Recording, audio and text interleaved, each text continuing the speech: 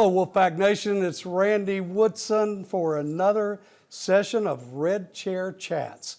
This is where we have great conversations with amazing Wolfpackers, people that have one thing in common, and that's that they love this university and love the pack. Today, we're really excited to have BJ Barham with us, the founder, lead singer, amazing songwriter for the alt country Americana, they defy categorization, American Aquarium. Hey, BJ. Hey, how are you? Thanks for having me. I'm living the dream. I'm with you. Yeah, nonsense. This is a Thanks for having me. Oh, we're thrilled to have you. Tell me, you've always been connected to NC State, always been connected to Raleigh, but you've been around the world with this band. So tell me about your NC State journey. How did you get here? I grew up in a little place called Reidsville, North Carolina. Yeah. It's about an hour and a half west of here, right above Greensboro. And I came to Raleigh to attend NC State University. Yeah. I came here in 2002. I was a Chass kid. I was a political science and history major. And when I moved to Raleigh, that is when my eye shifted to music. Started playing guitar. Started playing open mics and started playing in some of the bars in Raleigh, and quickly my goal of being an attorney slowly shifted to being a singer-songwriter. Well, and the world's better off for it. I think the world is much better off for it. Nothing against attorneys, but I think we have a fair number of them. We have enough of those. I'm but playing we can always use more music. For sure, for sure. So you started, you're a phenomenal songwriter, and everything I've read about the creation of the band and about your start on this journey was really to give you a venue to play the music that you were creating. And so often people get into music by playing other people's material, but you've been a songwriter from the beginning. Yeah, the reason I started a band was to kind of give this life to the songs that I was creating. It's just me and an acoustic guitar. I write all the songs, these skeletal folk ruminations, and then the band turns them into something much bigger. And so I was really lucky while I was at NC State to meet the band that originally started as the first version of this band was just friends of mine from college. Yeah. We lovingly refer to them as owner-operators, the guys that moved to Raleigh and had a bass or had a drum set. And we started playing shows at the brewery on Hillsborough Street, RIP. I think it's a CVS or a Walgreens at this point, but it used to be like the one place that would book a lot of local bands. And growing up in Reidsville, there were two kinds of musicians. There were big top 40 stuff you hear on the radio, and there was people who played at like your family reunion, like just fun. I never knew there was an in-between. And when I moved to Raleigh, I realized there was this thing, independent music. People that weren't signed to a label, weren't getting played on the radio, but they were making a living playing music. Yeah. And it took me hook, line, and sinker. One of the things that I've been fascinated in learning about and listening to your music is how much you've always involved the fans in the launch of a new project. Yeah. If I'm not mistaken, almost all of your studio albums have started with Kickstarter campaigns and been funded by your fans. For sure. We have always been a heavy touring band. We knew we weren't going to get radio famous. So when we started this band, it was very much, how are we going to fund this? And so we realized that the way to success was, one, playing as many shows as we could. So very early on, starting in 2006, we started touring about 300 shows a year. Wow. Which is not... Turns out there's only 365 days in a year. Exactly. So we broke every relationship apart that we had back home. We just ruined everything, and we lived on the road for almost a decade. Wow. But after a decade of playing 300 shows a year all across the world, you realize that you've picked up a lot of fans along the way. And I'd say half of them at some point in our career uttered the words, man, I wish there was something else I could do to help you out than buying just one t-shirt or buying a ticket to your show. And so we finally turned it over to them and said, you want to help us out? Buy every one of our records 9 months in advance before it ever comes out, and help us make this thing.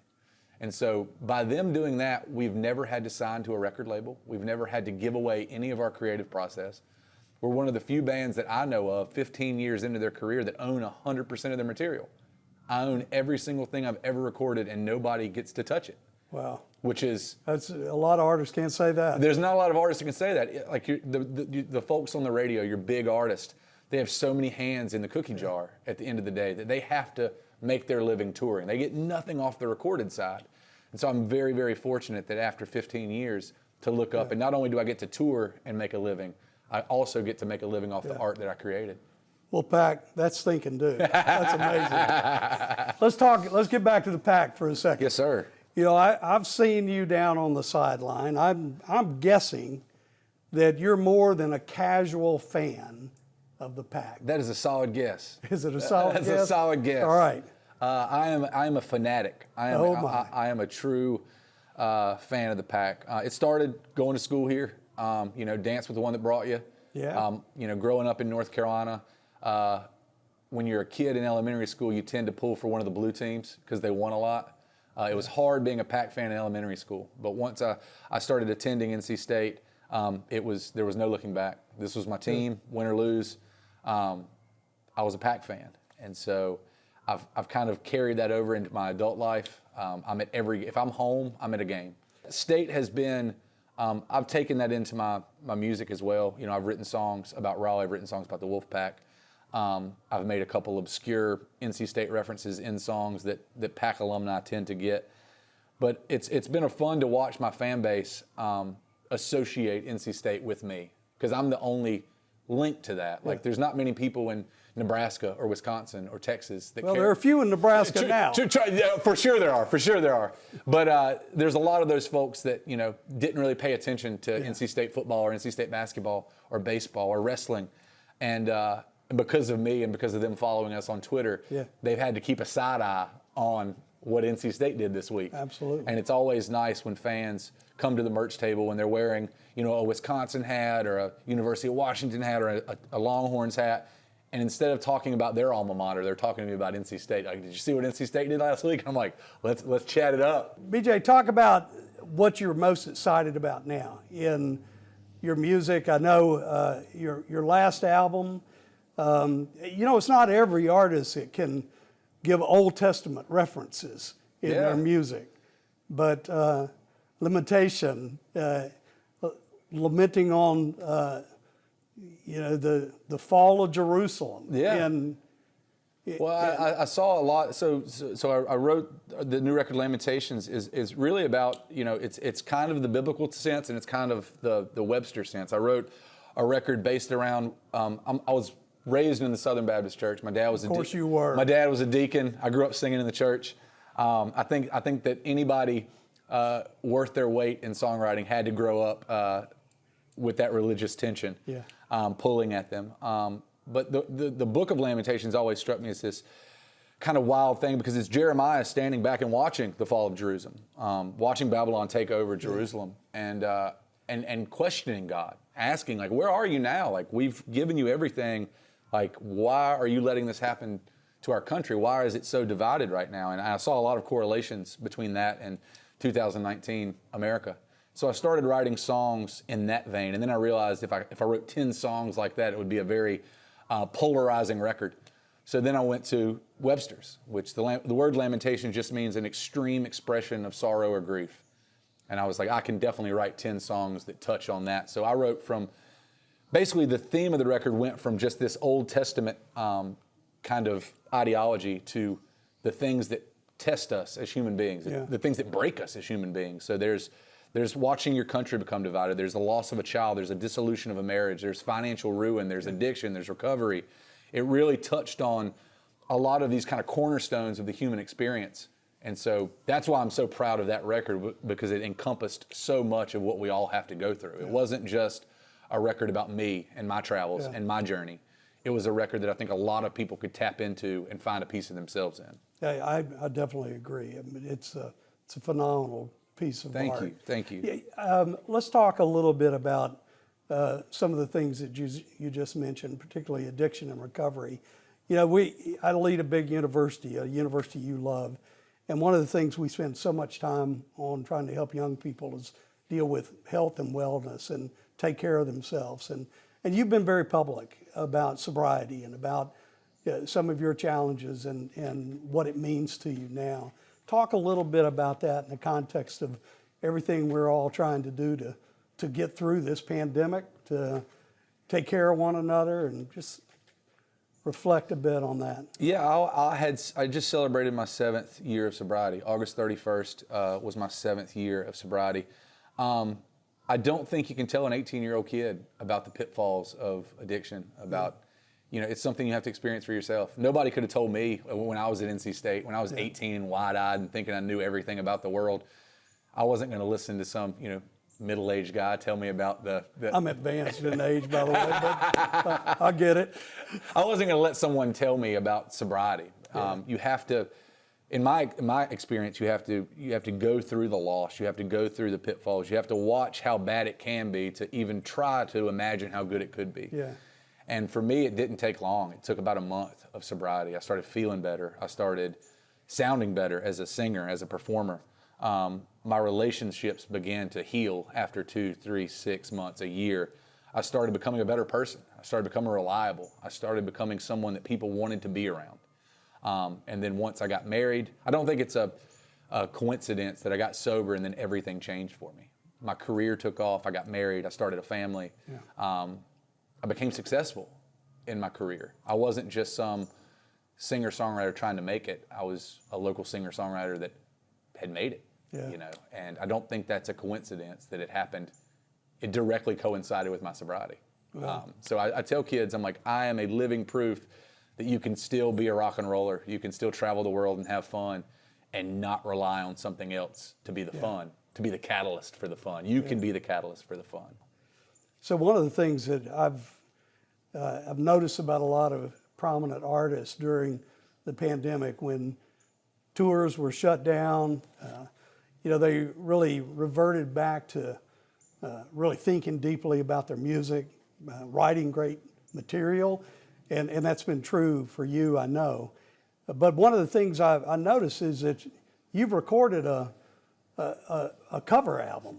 Yeah. And by the way, I love the cover on the album. Oh, thank you. Vintage, I don't know if I can say this, Levi Strauss. But it's a. If you look carefully, I think you'll see a couple of beautiful wolves. Yeah, pulling apart. We replaced on the cover of that record. We replaced some of the horses with wolves and kind of made that label our own. We changed it just enough to where I don't think Levi can sue us. Well, which is a good thing. It's always. I think it's 20% you got to change, and then it's a completely new thing. But yeah, we decided in the middle of the pandemic we couldn't do anything else, so we decided to record this record of songs that influenced us as kids. And as cool, every kid wants to pretend that they were influenced by Fugazi and Townes Van Zandt growing up, but they weren't. If you grew up in the mid '80s like me, you were influenced by radio country, FM '90s country. And so we got together and recorded some of our favorite '90s country songs, kind of a tip of the hat to pay homage to the stuff that gave us our musical foundation. It took, we had zero idea if the fans were going to enjoy it. We made it for us. Yeah. We made it to give us something to look forward to, something to do, and keep our hands occupied. And as soon as we put it out, we realized that we weren't the only people that had that experience with 90s country. There was a lot of people that it really resonated with. And so I want to say we pressed up a couple thousand vinyl copies of the record, and they sold out in less than 24 hours. Wow. And we were like, oh, we severely underestimated the demand here. And so it's been a lot of fun, especially on tour this summer. We've been throwing one or two of those songs in the set every night. And just to watch the crowd spark up and come alive, it's been a lot of fun. Well, I noticed you referred to it as Volume 1. Yeah. So who knows? There is a Volume 2. I won't be leaking too much information here, but I've promised people that before the end of 2021, Volume 2 comes out. Wow, I'm not giving dates, but it's already recorded. It's done. But the thing I think I'm most excited about is November 1st, we go back in the studio to record our next studio record. Getting away from the cover stuff, like you said, focusing back on the songs, the serious songs that we wrote during the pandemic. And we're doing that out in El Paso, Texas. And so another North Carolina reference, the name of the record is 𝐀𝐿𝐴𝐿. Yeah, say that 100 times. Yeah, trust me, I had to learn how to say it properly. 𝐀𝐿𝐴𝐿 is what the northern tip of Hatteras Island used to be called back before it was Rodanthe and waves. And, before the United States Postal Service moved in and changed it all. But I wrote this record. Me and my wife went out there for about a month, February of last year. I guess February of this year, February 2021, and kind of holed up on the beach. I don't know if anybody's ever been to the Outer Banks in February. It's empty. It's desolate. There's nobody there. So it was really fun to walk up and down the beach every day for miles and not see a single person. It was a really kind of desolate place to write this kind of record about loneliness and solitude and loss, which is what I equate 2020 to. And so I'm really excited for folks to hear that. That'll be out in the summer of 2022, but we get to record it in November. Well, BJ, I have a weakness for guitars. Yeah. And Same. and I have actually my wife thinks it's a problem, but I hide them. They're in different rooms. Good. So you don't keep them all together or they start counting. Yeah. But you've got a guitar that I bet a lot of people, particularly in Wolfpack Nation, lust over, and that's a red J45 Gibson. Yeah. That those you can't find those. I mean, they didn't make a lot of them. Yeah, they made mid '60s. 68. Okay. 68's the only year they made them, and the only way you could get one was ordering it from the catalog. So they didn't sell them in stores. You had to order them straight from Gibson, which brings the quantity down quite a bit. But it's a red 1968 J45 with the white binding. I always told myself if I ever found a Wolfpack guitar, like a quality Gibson Wolfpack guitar, I was going to buy it. And I found it in Houston, Texas, and immediately bought it. Put it on 3 credit cards. Well, man's got to do what he's got to do. Yeah, and this is back before, I knew how I was going to pay those credit cards off. This was taking a shot and being like, I'm never going to find this guitar again. And I've only seen 1 or 2 since I bought it. I've never seen one. Yeah, they're extremely rare. Yeah. And it's become synonymous with me as a musician. When people see that red guitar, they know what band's playing. Yeah. Just because of how rare the guitar is. And so, but it's always fun when I play in Raleigh because people know that it's not just a coincidence that I have a red and white guitar. Especially a mid '60s Gibson. Well, how often do you get back to campus? I come to campus once a week. I know for football, For once a week, I come to campus. My daughter is a huge fan of the bell tower. Oh. It's like her favorite thing ever. Elmo takes a back seat when it comes to the bell tower. So we come once a week and we have lunch at the bell tower. And my kid goes crazy. She's 3. She's only been in trouble once at her preschool, and we got called in for like a parent conference.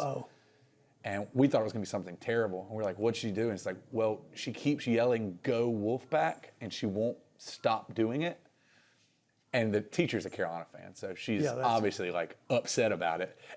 And my wife was like, well, we'll take care of it. I was like, no, we won't. I was like, I am proud of my kid. But she apparently was leading the rest of the class in a Go Wolfpack chant. Yeah. And it warms my soul knowing that, because my wife's like, why are you like submitting her to this at such an early age? I'm like, she chose it. Yeah. So she's got all of her NC State stuff. She's got a little pewter bell tower right beside her bed.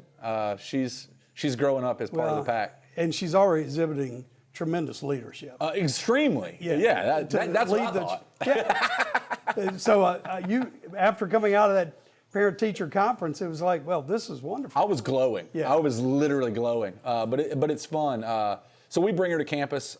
She's met Mr. and Mrs. Wolf. We bring her to Tally, and we take her to see Reynolds, and she's learning her way. She's going to be one of those kids that, by the teenage years, when she comes to state, which she inevitably will, she'll be the kid that already knows where everything is. Yeah, we're saving a spot. Yeah, good. I'll let her know. Because my wife was like, the first thing I need you to do is secure her spot. And I was like, so what is that, 15 years from now, admissions, we're looking at you.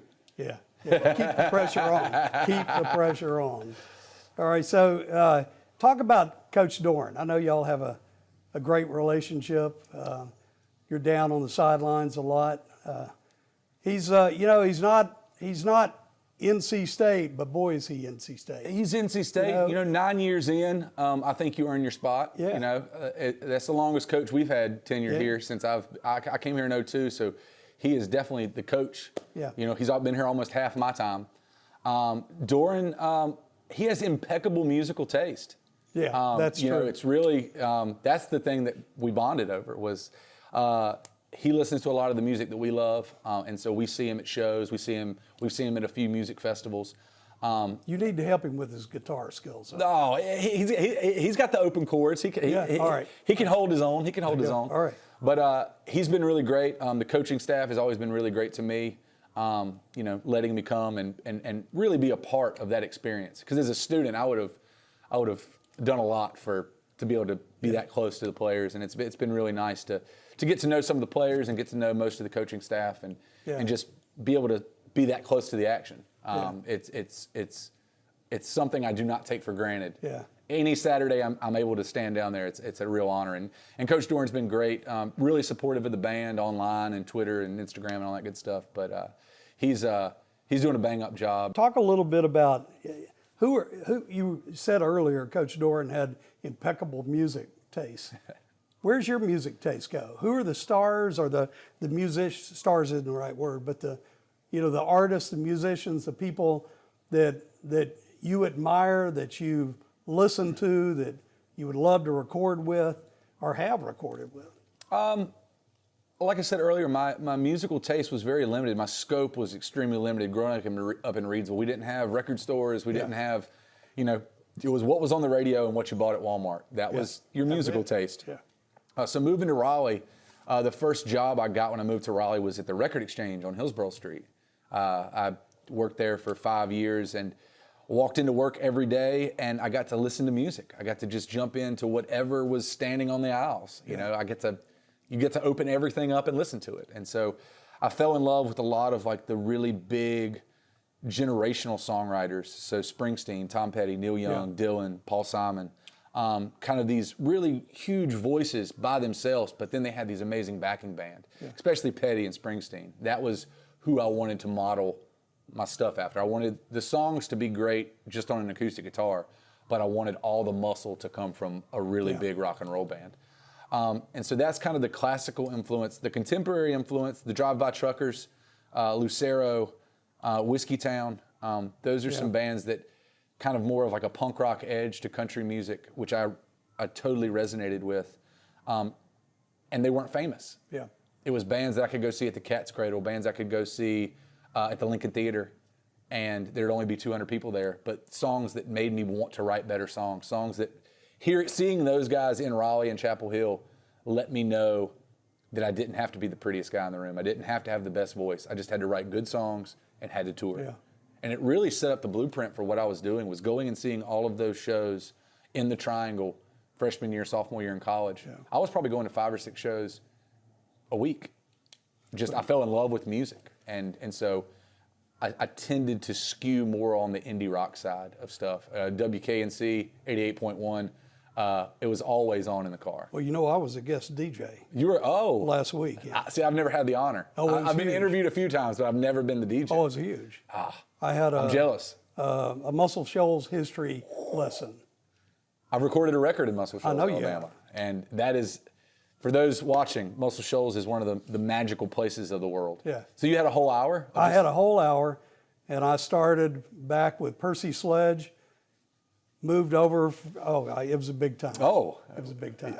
You're speaking my language now. Yeah. This is great. Fantastic. Yeah. So, we were talking earlier about an amazing run for our baseball team and how tragically it ended. But I was at Arkansas when we won that series, and you mentioned you were playing a show in Arkansas after we had won the series.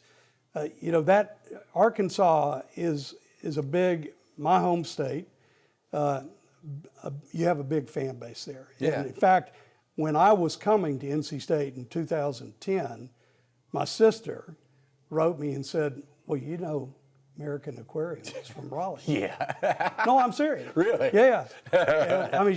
And so you do have a big fan base. Yeah.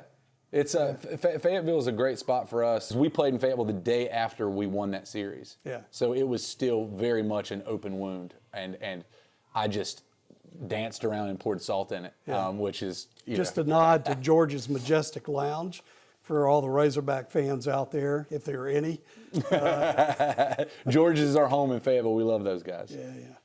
Well, it's been great to catch up with you. Heck yeah! Thanks for having me. We're proud of of what you do. We're proud of how you represent NC State and excited for your future as you're producing some amazing music. Thank you so much. I'll always rep the pack in everything I do. I have no doubt. And it's always nice to be included in stuff like this because the university holds such a special place in my life. And so anything I can do to help give back to it is great. All right. Go Pack.